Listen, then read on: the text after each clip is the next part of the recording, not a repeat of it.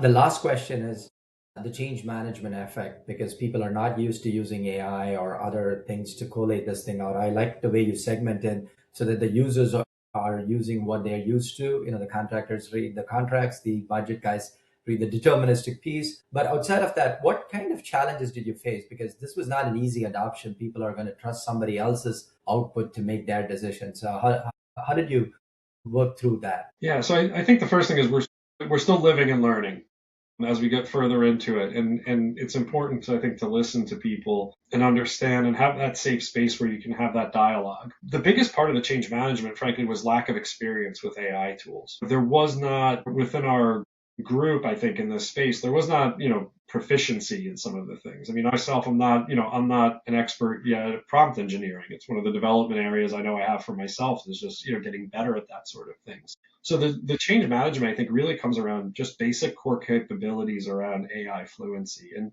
the foundational elements of, if you're going to work with an agent, how do you prompt it? How do you ask it, questions in a way that gets you as fast as possible and as efficiently and as high quality responses as you want? Just those sorts of kind of core capabilities, I think, around prompt engineering. I think the other thing that's probably a little bit of a cultural, but I think a very relevant consideration for organizations is what does this mean? People want to know what things mean for themselves. So there's a concern perhaps, that ultimately, eventually the bots or the agents are just doing the negotiation and you don't need a negotiator, right?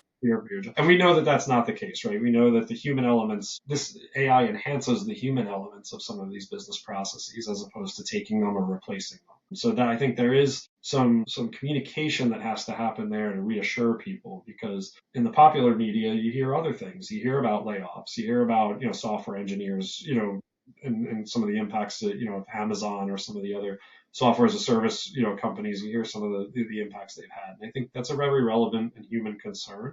So you just have to address that head on in your communication.